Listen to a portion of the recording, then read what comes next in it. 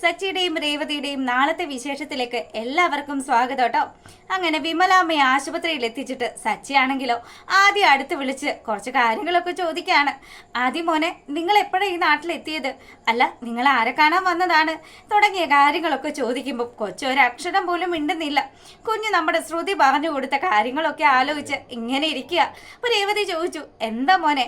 സച്ചിയേട്ടൻ ചോദിച്ചിട്ട് നീ എന്തോ ഒന്നും മിണ്ടാത്തത്? അത് ആൻറ്റി, ഇവിടെ വന്നത് എന്തിനാണെന്നൊന്നും എനിക്കറിയില്ല. പിന്നെ അമ്മമ്മയ്ക്ക് വയ്യാണ്ട് വന്നു, ഞാൻ അപ്പം ശരിക്ക് പേടിച്ചു പോയി. അല്ല മോനെ, നീ എന്തേലും ഭക്ഷണം കഴിച്ചോ എന്നൊക്കെ സച്ചി ചോദിക്കുമ്പം അത് ഞങ്ങൾ വീട്ടിൽ നിന്ന് പോരുന്ന സമയത്ത് കഴിച്ചതാണ് എന്നൊക്കെ പറഞ്ഞു. അങ്ങനെ വർത്തമാനമൊക്കെ പറഞ്ഞുകൊണ്ട് നിൽക്കുമ്പോഴത്തേക്കിനും ഡോക്ടർ അങ്ങോട്ട് വന്നു. ഡോക്ടർ വന്നിട്ടാണെങ്കിലോ നമ്മുടെ സച്ചിയോട് പറഞ്ഞു, അതെ, നിങ്ങൾ ആ പേഷ്യൻറ്റിൻ്റെ ആരായിട്ട് വരുമെന്ന് ചോദിച്ചു. ഞാൻ എൻ്റെ അച്ഛമ്മയുടെ നാട്ടിലുള്ളതാണ് വിമൽ ആൻറ്റി. അപ്പം ആൻറ്റിയെ ഞങ്ങൾക്ക് പരിചയമുള്ളത് കൊണ്ട് ആൻറ്റി വഴിയിൽ തളർന്ന് വീണ് കിടക്കുന്നത് കണ്ടപ്പം ഇങ്ങോട്ട് കൂട്ടിക്കൊണ്ട് വന്നതാണെന്നൊക്കെ പറഞ്ഞു. സച്ചി ഡോക്ടറോട് ചോദിച്ചു, അല്ല ഡോക്ടറെ, പേടിക്കത്തക്ക വിധം എന്തെങ്കിലും പ്രശ്നമുണ്ടോ? അതെ, ഈ അമ്മയുടെ കണ്ടീഷൻ കുറച്ച് പ്രശ്നമാണ്. എന്തായാലും ദേ, നിങ്ങൾ ഇവരുടെ റിലേറ്റീവ്സിൻ്റെ ആരുടെയെങ്കിലും നമ്പർ ഉണ്ടെങ്കിൽ ഒന്ന് വാങ്ങി വെച്ചോ, എന്നിട്ട് വിളിച്ച് വിവരങ്ങളൊക്കെ അറിയിച്ചേക്കെന്ന് പറഞ്ഞു.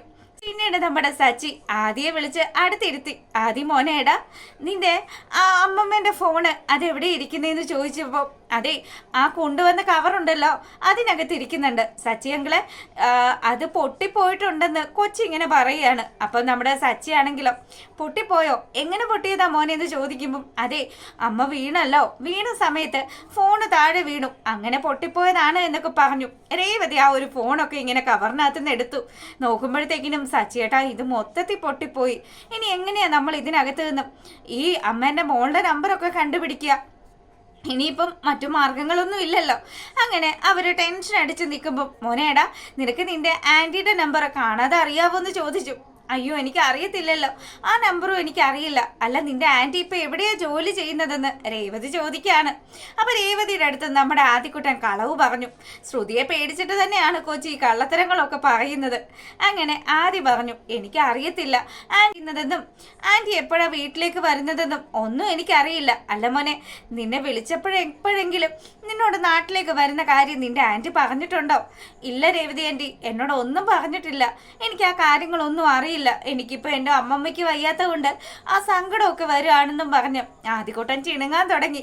മതി രേവതി, എനിക്ക് കൊച്ചിനോടൊന്നും ചോദിക്കണ്ടെന്ന് പറഞ്ഞു. സച്ചിയാണെങ്കിലോ നമ്മുടെ ആദ്യകൂട്ടനെ ക്യാൻറ്റീനിലേക്ക് കൂട്ടിക്കൊണ്ട് പോവാണ്. വാ മോനെ, മോൻ ഇഷ്ടമുള്ള സാധനം സച്ചിയങ്ങൾ വാങ്ങിത്തരാമെന്ന് പറഞ്ഞു. അങ്ങനെ അവിടെ ഈ കാര്യങ്ങളൊക്കെ നടക്കുമ്പോഴാണെങ്കിലും ഒക്കെ കഴിയുമ്പോൾ നമ്മളെ കാണിക്കുന്നത് ചന്ദ്രമതിയെയും ശ്രുതിയെയും ഒക്കെയാണ്. ശ്രുതിയോട് ചന്ദ്ര പറഞ്ഞു, എൻ്റെ മോളെ, നീ അല്ലാതെ ആരെങ്കിലും ആ വിവരമില്ലാത്തവൻ പറയുന്നതും കേട്ട് അവന് പൈസയൊക്കെ തിരികെ കൊടുക്കാൻ പോവോ? മോളെ, നീ വലിയ വീട്ടിൽ വളർന്നൊരു കുട്ടിയല്ലേ, അതുകൊണ്ടായിരിക്കും അല്ലേ നിനക്ക് ഇതൊക്കെ താങ്ങാൻ പറ്റാതിരുന്നത്. മോളെ, ഇനി ഈ വീട്ടിലെ സാഹചര്യങ്ങളും ഒക്കെ ആയിട്ട് നീ പൊരുത്തപ്പെട്ട് പോകണമെന്നൊക്കെ പറഞ്ഞു. അപ്പം ചന്ദ്രമതിയുടെ ഈ വാക്കുകളൊക്കെ കേൾക്കുമ്പോൾ ശ്രുതിയാണെങ്കിലും അതെ ആൻറ്റി, സച്ചി അത്രയും വർത്തമാനമൊക്കെ പറഞ്ഞിട്ട് ഈ ശ്രുതി ഒരു വാക്ക് പോലും മറുത്ത് പറഞ്ഞില്ലല്ലോ. ശ്രുതിക്ക് ശരിക്കും പറഞ്ഞാൽ സച്ചിയെ പേടിയാണ്. സച്ചി എന്തെങ്കിലും ഉപദ്രവിക്കുമോ എന്നുള്ള ടെൻഷൻ കൊണ്ടാണ് ശ്രുതി ഇങ്ങനെയൊക്കെ മിണ്ടാതിരിക്കുന്നത്.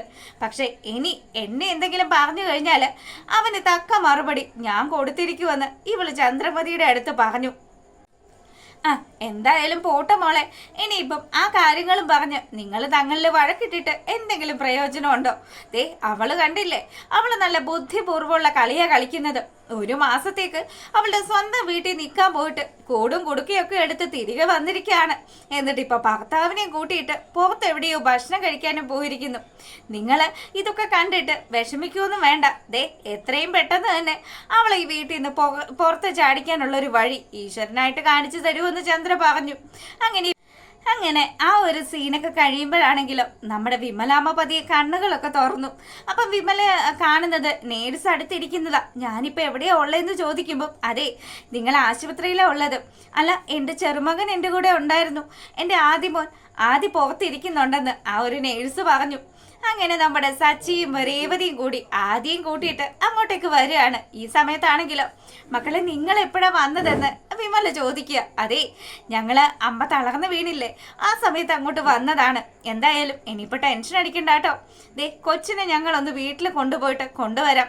ഡോക്ടർ പറഞ്ഞു പിന്നെ ഇനിയിപ്പോ പേടിക്കാനൊന്നും ഇല്ലാന്ന്. പിന്നെ മോളുടെ നമ്പർ തന്നിരുന്നെങ്കിൽ ഞങ്ങൾ വിളിച്ച് സംസാരിക്കായിരുന്നു എന്നൊക്കെ പറഞ്ഞ് വിമലയോടെ നമ്പർ തിരക്കുമ്പം അത് എനിക്ക് കാണാതെ അറിയത്തില്ല. പിന്നെ കൂടുതലും അവൾ എന്നോട് ഇങ്ങോട്ട് വിളിക്കാന്നാ പറയാറുള്ളത്. എനിക്ക് അതുകൊണ്ട് കറക്റ്റായിട്ട് നമ്പർ പോലും അറിയത്തില്ല എന്നൊക്കെ പറഞ്ഞ് വിമല അമ്മയാണെങ്കിലോ പെട്ടെന്ന് തന്നെ ഇതിൽ നിന്നൊക്കെ ഒഴിവാകുന്ന രീതിയിലൊക്കെ സംസാരിക്കുക. അങ്ങനെ നമ്മുടെ സച്ചിയും രേവതിയും കൂടി ആദ്യം കൂട്ടിയിട്ട് ദാ നമ്മുടെ സച്ചിയുടെ വീട്ടിലേക്ക് പോരുകയാണ്. അവർ വന്ന് കാറിന് ഇറങ്ങുന്ന സമയത്താണെങ്കിലോ ചന്ദ്രമതിയാണ് ഉമ്മറത്ത് നിൽക്കുന്നത്. ചന്ദ്രയാണെങ്കിൽ സച്ചിയുടെ തോളത്ത് ഒരു കുട്ടി കിടക്കുന്നത് കാണുമ്പോൾ അല്ല ഇതെന്താണിത്, അത് അമ്മയ്ക്ക് മനസ്സിലായില്ലെന്ന് സച്ചി ചോദിക്കുക. അല്ല മനസ്സിലായി, അല്ല ഈ തോളെ കയറി കിടക്കുന്നത് ഇതാരാണ്, ഇവൻ ഏത് കൊച്ചാണ് എന്നൊക്കെ ചോദിക്കുമ്പോൾ അതെ ഞാൻ തിരിച്ചു കാണിച്ചു തരാമെന്നും പറഞ്ഞ് നമ്മുടെ സച്ചി ആദിയുടെ മുഖം കാണിക്കുകയാണ്. അപ്പോഴാണ് ഈ കാഴ്ചയും കണ്ടുകൊണ്ട് നമ്മുടെ ശ്രുതി ഇങ്ങ് വരുന്നത്. ശ്രുതിയാണെങ്കിൽ ശരിക്കങ്ങ് ഞെട്ടി. തൻ്റെ മകൻ ദാ സച്ചിയുടെ തോളിൽ കിടന്ന് ഉറങ്ങുന്നു. ഇവൻ എങ്ങനെ ഇവിടെ എത്തി, നാട്ടിലുള്ള ചെറുക്കൻ എങ്ങനെയാണ് ഈ നാട്ടിലെത്തിയത് എന്നുള്ള രീതിയിൽ ശ്രുതി ഇങ്ങനെ ആലോചിച്ച് ടെൻഷൻ അടിച്ച് നിൽക്കുന്നത് കാണിച്ചുകൊണ്ടാണ് ആ ഒരു വിശേഷം അവസാനിക്കുന്നത്. അപ്പോൾ ദാ നിങ്ങൾക്ക് ഇഷ്ടപ്പെട്ടിട്ടുണ്ടെങ്കിൽ ലൈക്ക് ചെയ്യാനും കമൻറ്റ് ചെയ്യാനും സബ്സ്ക്രൈബ് ചെയ്യാത്തവരൊക്കെ ഒന്ന് സപ്പോർട്ട് ചെയ്തേക്കണം കേട്ടോ. അപ്പോൾ ഓക്കെ, ഗുഡ് നൈറ്റ്.